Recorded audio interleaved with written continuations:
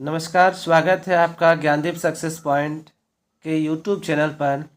आज हम लोग प्रतियोगिता परीक्षा के दृष्टिकोण से एक महत्वपूर्ण टॉपिक इतिहास के कुछ महत्वपूर्ण प्रश्नों से लिए हुए हैं जो बीपीएससी एवं अन्य प्रतियोगिता परीक्षा के लिए महत्वपूर्ण है। आइए इस सेशन की शुरुआत करते हैं। आज का पहला प्रश्न है, अंग्रेजी भारतीय सेना में चर्बी वाले कारतूस से चलने वाले एनफील्ड राइफल कब शामिल हुई?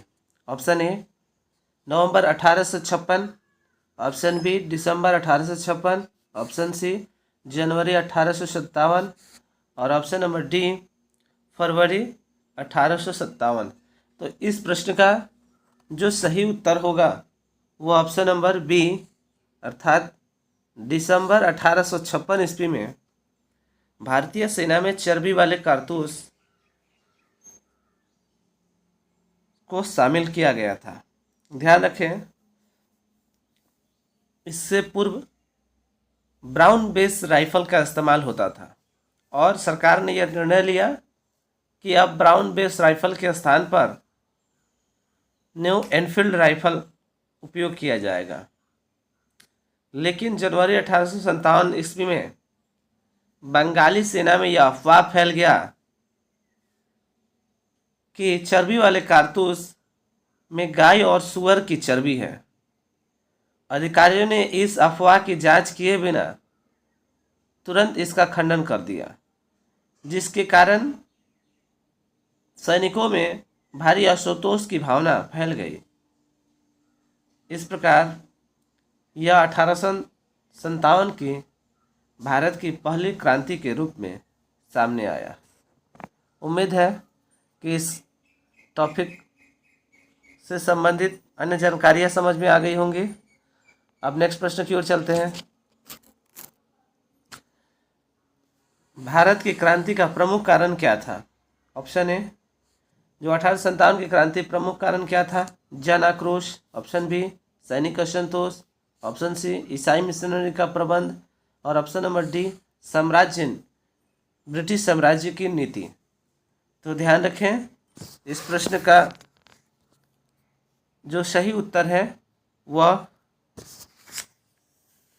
ऑप्शन नंबर डी यानी ब्रिटिश साम्राज्य की नीति। कारण ये था कि ब्रिटिश साम्राज्य की जो घिनौनी नीति थी, इसी नीति के अंतर्गत ये सभी सम्मिलित है। जन आक्रोश, सैनिक असंतोष, ईसाई मिशनरी, ये सभी के सभी उसी घिनौने नीतियों के परिणाम थे और अंत में चलकर सैनिक असंतोष के रूप में विद्रोह की ज्वाला फट गई। नेक्स्ट प्रश्न की ओर चलते हैं। 1857 की क्रांति कहाँ से प्रारंभ हुई? Option number A Lucknow, option B Jhansi, option C Meerut और ऑप्शन नंबर डी कानपुर। इस प्रश्न का जो सही उत्तर होगा वो ऑप्शन नंबर सी अर्थात मेरठ। 1857 की क्रांति की आरंभ मेरठ से हुआ था। ठीक है, यह 10 मई 1857 की 10 मई 1857 में इस क्रांति का आगाज हुआ था। यहाँ की तीसरी रेजिमेंट, मेरठ की तीसरी रेजिमेंट के सैनिकों ने चर्बयुक्त कारतूस को छूने से इनकार कर दिया तथा खुलेआम इसका विरोध किया। अब नेक्स्ट प्रश्न की ओर चलते हैं। 1857 की स्वाधीनता संग्राम का प्रतीक क्या था?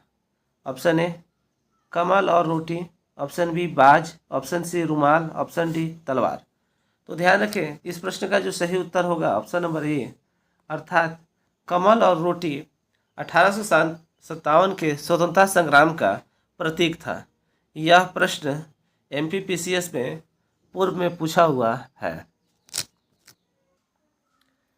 1857 के बरेली विद्रोह का नेता कौन था? Option A Khan Bahadur, option B Kunwar Singh, option C Maulvi Ahmad और option number D Birjis Qadir. तो ध्यान रखिए, इस प्रश्न का जो सही उत्तर होगा वो ऑप्शन नंबर ए अर्थात खान बहादुर।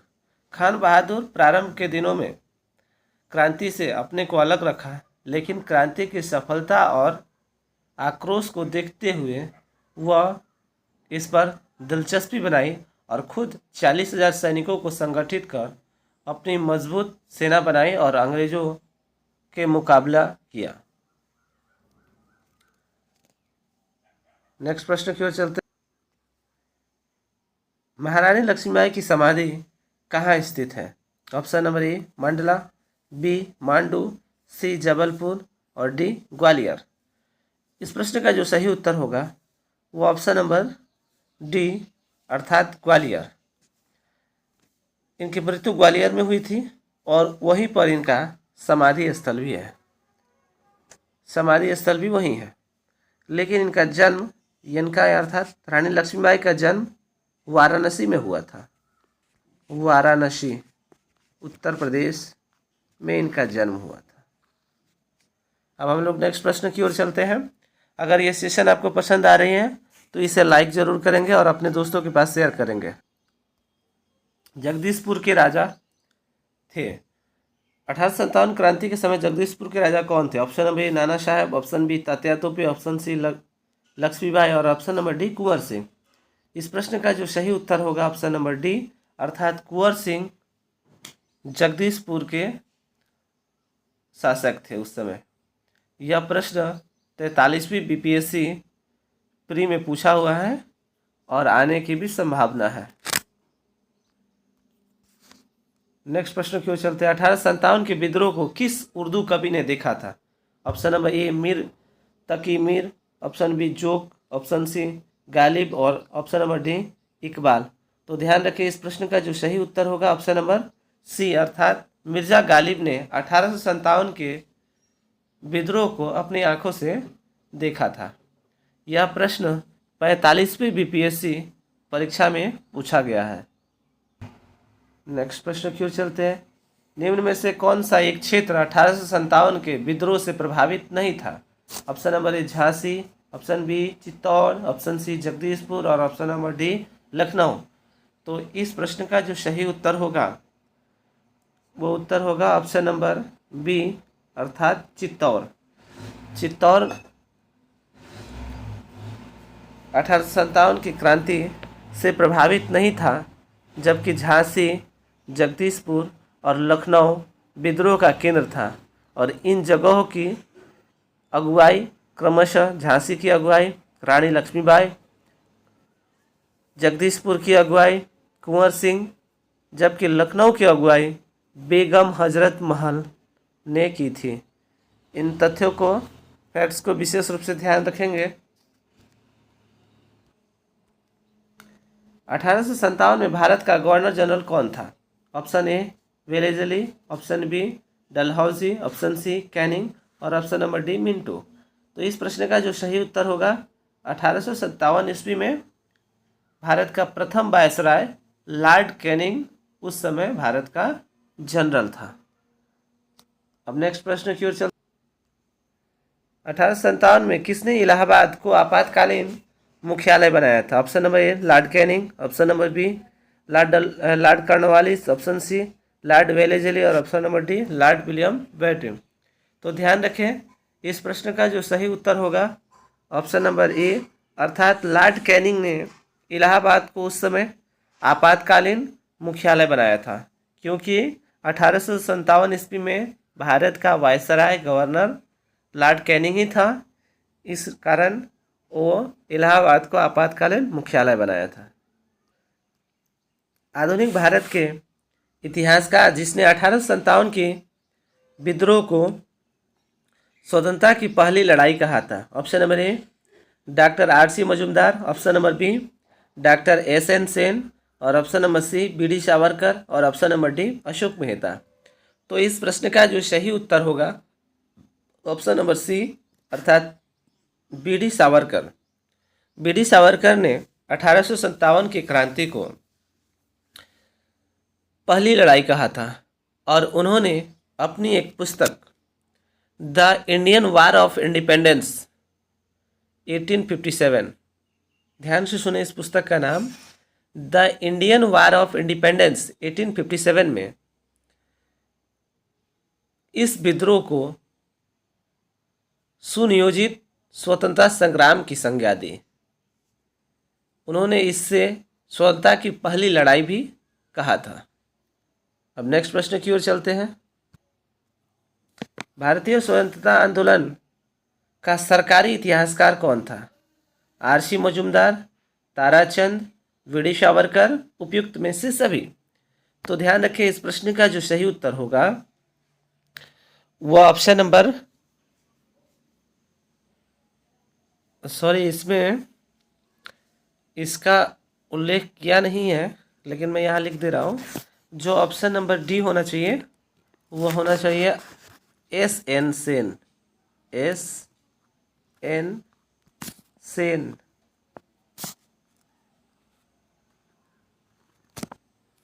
भारतीय स्वतंत्रता आंदोलन के सरकारी इतिहासकार S.N. सेन थे। S.N. सेन अर्थात सुरेंद्र नाथ सेन, इनकी एक पुस्तक भी आई थी 1857। इनकी एक पुस्तक भी आई थी 1857 और ये ही भारतीय स्वतंत्रता आंदोलन के सरकारी इतिहासकार थे।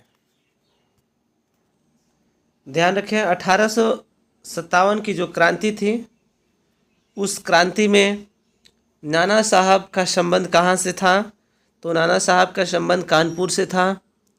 उसके अलावे मौलवी अहमदुल्ला लखनऊ से उनका संबंध था, लेकिन लखनऊ में का नेतृत्व बेगम हजरत महल कर रही थी।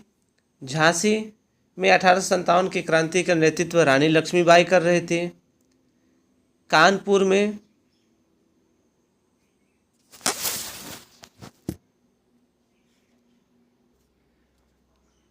इसका नेतृत्व अजीमुल्ला खां कर रहे थे। नेक्स्ट प्रश्न की ओर चलते हैं। 1916 ईस्वी में भारतीय राष्ट्रीय कांग्रेस के लखनऊ अधिवेशन की अध्यक्षता किसने की थी? Option number A Annie Besant, option number B Lala Lajpat Rai, option number C Motilal Nehru और option number D A.C. Majumdar. तो इस प्रश्न का जो सही उत्तर होगा ऑप्शन नंबर डी अर्थात A.C. मजूमदार ने 1916 ईस्वी में भारतीय राष्ट्रीय कांग्रेस के लखनऊ अधिवेशन की अध्यक्षता की थी। नेक्स्ट प्रश्न की ओर चलते हैं। कांग्रेस और मुस्लिम लीग के बीच प्रसिद्ध लखनऊ समझौता पर हस्ताक्षर कब हुआ? Option A 1913, option B 1914, option C 1915 और ऑप्शन नंबर डी 1916। तो इस प्रश्न का जो सही उत्तर होगा वो ऑप्शन नंबर डी अर्थात 1916 ईस्वी में कांग्रेस और मुस्लिम लीग के बीच समझौता हो गया। इसके अंतर्गत संवैधानिक सुधारों की एक योजना बनाई गई। परिणाम स्वरूप 19 स्मरण पत्र में दोनों दलों के समकालीन राजनीतिक विचारों को साकार रूप दे दिया गया था। 1916 ईस्वी में मुस्लिम लीग और कांग्रेस के मध्य किसने समझौता कराया था? Option number A BG Tilak, option number B Gokhale, option number C Annie Besant और option number D J.L. Nehru अर्थात जवाहरलाल नेहरू। तो ध्यान रखिए, इस प्रश्न का जो सही उत्तर होगा ऑप्शन नंबर ए अर्थात 1916 ईस्वी में मुस्लिम लीग और कांग्रेस के मध्य जो समझौता हुआ था उस समझौता को कराने के लिए आगे बढ़ चढ़ कर हिस्सा लिए थे बीजी तिलक अर्थात बाल गंगाधर तिलक ने। नेक्स्ट प्रश्न की ओर चलते हैं। अब होम रूल लीग, नेक्स्ट प्रश्न की ओर चलते हैं। होम रूल लीग आंदोलन सर्वप्रथम किसने प्रारंभ किया था? Option A Annie Besant, option B Sarojini Naidu, option number C Surendranath Banerjee और ऑप्शन नंबर डी तिलक। तो इस प्रश्न का जो सही उत्तर होगा ऑप्शन नंबर ए अर्थात Annie Besant. Home rule league की स्थापना सर्वप्रथम अप्रैल 1916 में तिलक ने की थी, लेकिन आंदोलन की शुरुआत एनी बेसेंट द्वारा ही किया गया था। आप लोग कमेंट बॉक्स में बताएं कि एनी बेसेंट किस देश के रहने वाली थी?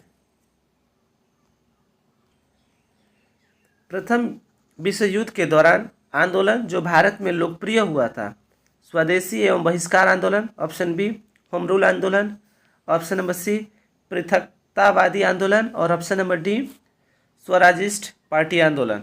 तो इस प्रश्न का जो सही उत्तर होगा ऑप्शन नंबर बी अर्थात होम रूल आंदोलन। प्रथम विश्व युद्ध के दौरान, चूँकि प्रथम विश्व युद्ध 1914 से लेकर 1918 तक चला था और उन्हीं के बीच में का जो समय काल था उसमें होम रूल आंदोलन 1916 ईस्वी में आरंभ किया गया था। अब नेक्स्ट प्रश्न, महात्मा गांधी के राजनीतिक गुरु कौन थे? Option number A CR Das, option number B Dadabhai Naoroji, option number C Tilak और option number D Gopal Krishna Gokhale. तो इस प्रश्न का जो सही उत्तर होगा ऑप्शन नंबर डी अर्थात महात्मा गांधी के राजनीतिक गुरु गोपाल कृष्ण गोखले जी थे। महात्मा गांधी के अनुसार राजनीतिक का तात्पर्य था ऑप्शन ए धर्म विहीन राजनीतिक, ऑप्शन बी जन कल्याण के लिए सक्रियता, ऑप्शन सी सत्य विहीन राजनीतिक, ऑप्शन नंबर डी उपयुक्त में से कोई नहीं। तो इस प्रश्न का जो सही उत्तर होगा ऑप्शन नंबर बी अर्थात गांधी जी का मानना था जन कल्याण के लिए सक्रियता ही राजनीति है। निम्नलिखित में से किसने सत्याग्रह शब्द को गढ़ा? Option A Harilal Gandhi, option B Mahatma Gandhi, option C Ramdas Gandhi और option number D Manilal Gandhi. तो इस प्रश्न का जो सही उत्तर होगा ऑप्शन नंबर बी अर्थात महात्मा गांधी ने सत्याग्रह शब्द को गढ़ा था। नेक्स्ट प्रश्न की ओर चलते हैं। विदेशी वस्त्रों की बर्बादी ही उनके साथ सर्वोत्तम व्यवहार है, यह किसने कहा था? Rabindranath Tagore, option number B Mahatma Gandhi, option number C Chittaranjan Das और option number D Subhash Chandra Bose. तो इस प्रश्न का जो सही उत्तर होगा ऑप्शन नंबर बी अर्थात महात्मा गांधी का मानना था कि विदेशी वस्त्रों की बर्बादी जो हो रही है वो उनके साथ सबसे सर्वोत्तम व्यवहार है। लेकिन रविंद्रनाथ टैगोर का मानना था विदेशी वस्त्रों को जलाया जाना और बर्बाद करना यह निष्ठुर बर्बादी है, यह नहीं होना चाहिए। नेक्स्ट प्रश्न की ओर, निम्नलिखित सत्याग्रहों में से किसका नेतृत्व महात्मा गांधी ने नहीं किया था? ऑप्शन नंबर ए भारत छोड़ो आंदोलन, ऑप्शन नंबर बी सविनय अवज्ञा आंदोलन, ऑप्शन नंबर सी बारदौली और ऑप्शन नंबर डी खेना। तो इस प्रश्न का जो सही उत्तर होगा ऑप्शन नंबर सी अर्थात बारदौली किसान का आंदोलन का नेतृत्व महात्मा गांधी ने नहीं किया था। ध्यान रखें, खेड़ा आंदोलन 1918 में हुआ था और उसमें गांधी जी ने इसका नेतृत्व किए थे।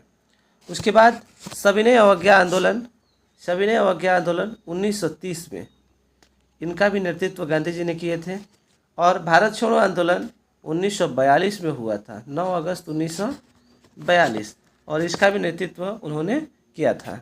जबकि बारदौली आंदोलन जो था वो 1928 ईस्वी में हुआ था, 1928 ईस्वी में, और इसका नेतृत्व सरदार वल्लभ भाई पटेल जी कर रहे थे। तो इस प्रश्न का सही उत्तर ऑप्शन नंबर सी अर्थात बारदौली किसान आंदोलन। महात्मा गांधी को सर्वप्रथम राष्ट्रपिता किसने कहा था? जवाहरलाल नेहरू, वल्लभ भाई पटेल, सी राजगोपालाचारी, सुभाष चंद्र बोस। इस प्रश्न का जो सही उत्तर होगा ऑप्शन नंबर डी अर्थात सुभाष चंद्र बोस को राष्ट्रपिता उन्होंने कहा था पहली बार। अब ऑप्शन में कमेंट बॉक्स में बताएं कि सुभाष चंद्र बोस को नेताजी की संज्ञा सबसे पहले किसने दी थी? निम्नलिखित में से किसने गांधी जी को सर्वप्रथम महात्मा के तौर पर संबोधित किया था? Option number A Jawaharlal Nehru, option number B Madan Mohan Malviya, option number C Rabindranath Tagore और option number D Subhash Chandra Bose. तो ध्यान रखिए, इस प्रश्न का जो सही उत्तर होगा ऑप्शन नंबर सी अर्थात महात्मा गांधी जी को रविंद्रनाथ टैगोर ने सबसे पहले महात्मा कहकर पुकारे थे। नोआखाली काल में महात्मा गांधी के सचिव कौन थे? Option number A Nirmal Kumar Bose, option number B Mahadev Desai, option number C Pyarelal और ऑप्शन नंबर डी वल्लभ भाई पटेल। तो इस प्रश्न का जो सही उत्तर होगा वो ऑप्शन नंबर सी अर्थात प्यारेलाल। नोआखाली काल यह समय सविनय अवज्ञा आंदोलन के थे और उसमें प्यारेलाल महात्मा गांधी के सचिव थे और इनकी एक बहन थी डॉक्टर सुशीला नैयर जो महात्मा गांधी के चिकित्सक भी थे। और ध्यान रखें, यह प्रश्न 41वीं बीपीएससी परीक्षा 1996 में पूछा हुआ प्रश्न है। आइए अब नेक्स्ट प्रश्न की ओर चलते हैं। निम्नलिखित में से किस सत्याग्रह आंदोलन में गांधी जी प्रत्यक्ष रूप से भाग नहीं लिए थे? Option number A Rajkot Satyagraha, option number B Kheda Satyagraha, option number C Vaikom Satyagraha और ऑप्शन नंबर डी असहयोग आंदोलन। तो इस प्रश्न का जो सही उत्तर होगा ऑप्शन नंबर सी, अर्थात गांधी जी ने वाइकोम सत्याग्रह में भाग नहीं लिया था। राजकोट सत्याग्रह की बात है तो राजकोट सत्याग्रह 1939 में आरंभ हुआ था और इसमें गांधी जी ने लगभग 4 दिनों का अनशन पर रहा था, जिसके बाद वायसराय ने उनके साथ मध्यस्थता के लिए राजी हुए। नेक्स्ट प्रश्न की ओर चलते हैं। स्वाधीनता आंदोलन के दौरान महात्मा गांधी के करीबी अंग्रेजी मित्र कौन थे? Reverend Thomas Moore, option A B AO. Hume, option number C Reverend Charlie Andrews और ऑप्शन नंबर डी विलियम बावेज। तो इस प्रश्न का जो सही उत्तर होगा वह ऑप्शन नंबर सी, अर्थात रेवेंडर चार्ली एंड्रूज महात्मा गांधी के करीबी अंग्रेजी मित्र थे। वे एक दिल्ली में कॉलेज सेंट स्टीफन कॉलेज के प्रोफेसर भी थे। उनका महात्मा गांधी के साथ और भारतीयों के साथ गहरा लगाव था। एंड्रूज ने वर्ष 1925 और 1927 में ऑल इंडिया ट्रेड यूनियन के अध्यक्ष भी रहे हैं और गोलमेज सम्मेलन में भाग लेने के लिए वे गांधी जी के साथ एक सहयोगी के रूप में लंदन भी गए थे। और ध्यान रखें, यह प्रश्न 46वीं बीपीएससी परीक्षा वर्ष 2004 में पूछा हुआ है। निम्नलिखित में कौन कहा करते थे गलत साधन हमें कभी सही उद्देश्य तक नहीं ले जाते हैं? Option A Sardar Patel, option B Mahatma Gandhi, option C Lala Lajpat Rai और option number D Jawaharlal Nehru. तो इस प्रश्न का जो सही उत्तर होगा वह ऑप्शन नंबर बी, अर्थात महात्मा गांधी का कहना था कि गलत साधन हमें कभी भी सही उद्देश्य तक नहीं ले जा सकता है। अगर ये प्रश्न और ये सेशन पसंद आ रही है तो अपने दोस्तों के पास जरूर शेयर करेंगे। नेक्स्ट प्रश्न की ओर चलते हैं। महात्मा गांधी ने भारत में अपना पहला जन भाषण कहाँ दिया था? ऑप्शन नंबर ए बम्बई में, ऑप्शन नंबर बी लखनऊ में, ऑप्शन नंबर सी चंपारण में और ऑप्शन नंबर डी वाराणसी में। तो ध्यान रखें, इस प्रश्न का जो सही उत्तर होगा ऑप्शन नंबर डी, अर्थात वाराणसी में। संस्कृति की पाठशाला वाराणसी में उन्होंने अपना पहला जन भाषण दिए थे और यह भाषण फरवरी 1916 ईस्वी में दिए थे। फरवरी 1916 ईस्वी में दिए थे, जब गांधी जी वहाँ पर बनारस हिंदू विश्वविद्यालय के उद्घाटन समारोह के अवसर पर पहुँचे थे। उम्मीद है यह सेशन आप लोगों को पसंद आया होगा। अगर पसंद आई है तो अपने दोस्तों के साथ शेयर करना न भूलें। धन्यवाद।